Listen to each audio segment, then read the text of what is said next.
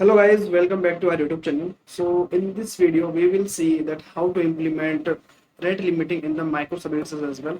In the last video, you have learned the concepts behind the microservices and you have understand how the microservices is created from the scratch, or even after you have understand like what is the role of the API gateway, or at that moment we have used the Ocelot API gateway.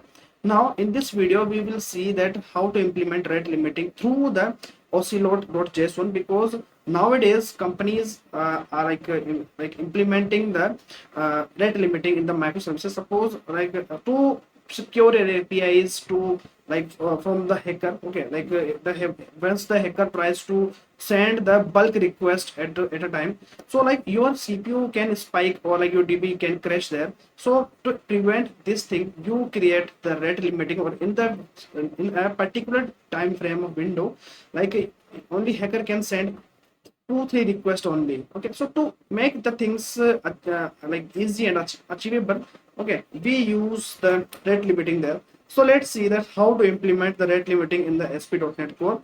Okay, or we will use the rate limiting through the Ocelot. Okay, so I have already installed a package which is required to work on the rate limiting there. So the package name is ocelot.cache manager. You have to install this package. Okay, or this package is provided by Ocelot, or you don't need to do anything in the program.cs. Okay, like many people follow the rate limiting concepts in the ASP.NET Core. Okay, or they use the inbuilt feature of the rate limiting, but we have the advantage of the Ocelot there, or Ocelot provides you the very custom way to implement the rate limiting. So let's see, and don't get delayed to watch this video as well. Oh guys, I just want to request that please subscribe to our YouTube channel and share this video to your friends, your colleagues on network as well, so that the developers who wants to learn microservices like you, so they can follow our YouTube channel, or they can start learning their journey in the microservices as well. So for what you have to do here, in the last video we have created that ocelot.json file. Okay, or now we will take the advantage of the rate limiting which is provided by the Ocelot. So how you will implement this thing? So basically you have to add the rate limiting option. Okay, or even we have lot of options are available. Okay, or we have to give enable rate limiting, or of course we want to enable the rate limiting. This is why we make it as a true. Now the second option that we want to use, limit. Okay, how much request you want to enable. So I want to request 5 requests in a particular time, or how to define the how to specify your time window. So basically we have the period, or in the period, so you we will give the 30 seconds of the time frame. Okay, so that we can prevent to bust our APIs as well. So okay, so we have implemented the rate limiting on this thing as well. Another thing, whenever the limit is exceed in the period of time, exception message there. So how you will do this? So basically we you have to give the things as well. Okay, quota exceeder message, or the message that I want to give, which is the too many requests, please try again.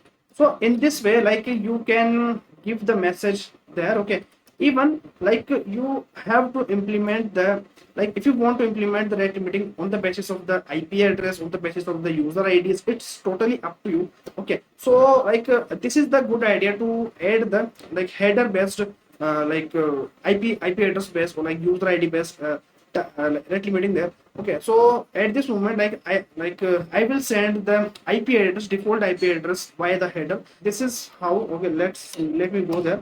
Okay, now add the HTTP codes with this thing. Okay, so HTTP status code.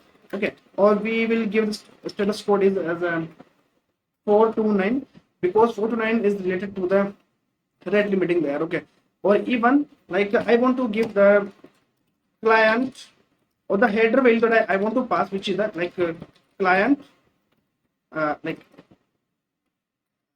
X client.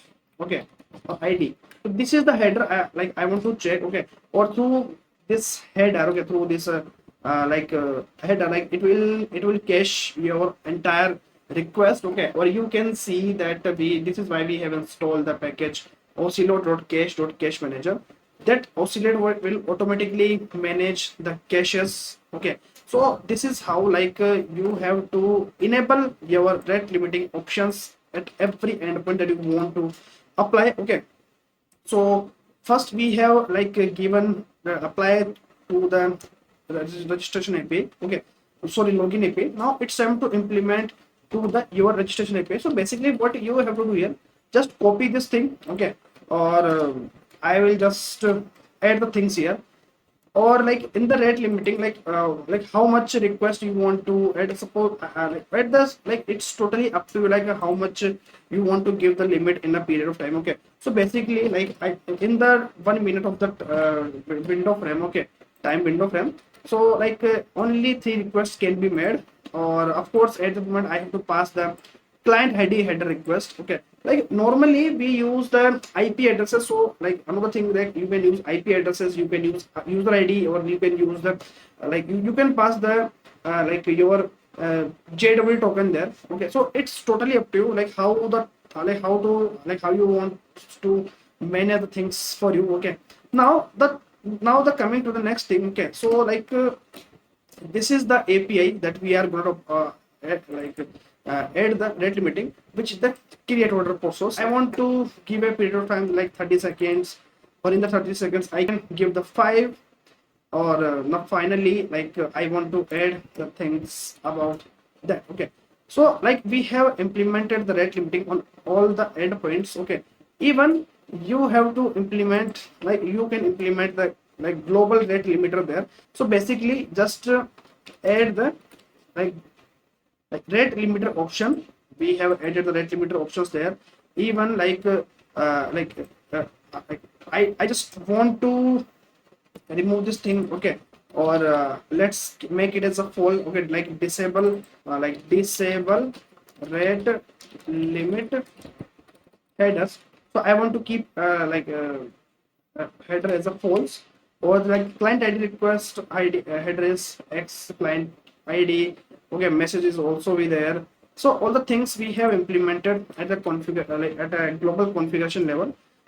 Another thing that you have to implement, which is the program.cs. Okay, well, in the program.cs you have to like search for the, like we have added the configuration for the rate limiting. So basically like this is our where it was let me see where it. Okay, so this is our like rate limiting that we have added there.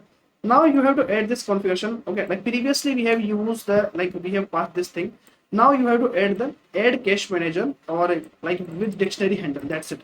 You have to add this configuration. After this thing, like you are ready to work, test your rate limiting there.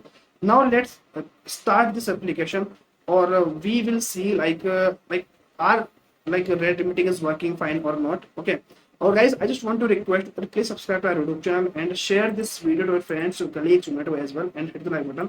Okay, this is one of the best way to implement rate limiting while you are working with them oscillate.js on. Okay, like oscillate API gateway. So like you, of course you can, like you should take the advantage of the oscillate. Okay, so let's see. Okay, so like application is running now, or let's send the request. So while we send the request, okay, so it will ask me to send the header. Okay, you can see that rate limiting client could not be identified the route due to the missing unknown client header ID.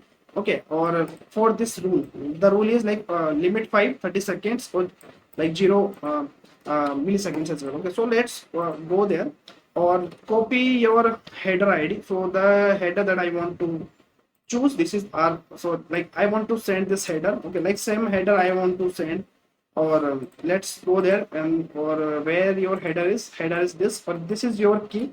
Suppose my user ID is 123, that's it. Okay, or now let's hit the request. So like okay, so it is telling me that the like the unsupported media type. Okay, so like why it is making the issue. So body is there. Okay, it should be row. Now send the request, or now it will generate me the token for the first time. Okay, or like we have given the limit 5. Okay, or like we have tested the second time, third time, fourth time, fifth time. But at the fifth time you will see the message too many requests, please try again. or in the 30 seconds of the time window, like we will get the 4 to 9 too many requests, okay, or after 30 seconds, like we are able to work with the rate limiting as well. Okay, now you have understand like what is the importance of the rate limiting in the ASP.NET Core, or even you can prevent your APIs to for the bulk request sending there. Okay, like if the hacker tries to send the request multiple times with the same thing, okay, so like you can prevent those things. So guys, I hope you love this video, you love this content as well. So guys, I just want to request you that please subscribe to our YouTube channel and share this video to friends, to colleagues, your network as well. So guys, I just want to know like and please drop your comment below in this video, like how about your feedback of, on this video as well. Okay, so thank you so much for watching this video till here, and till then, take care guys, bye bye, have a good day.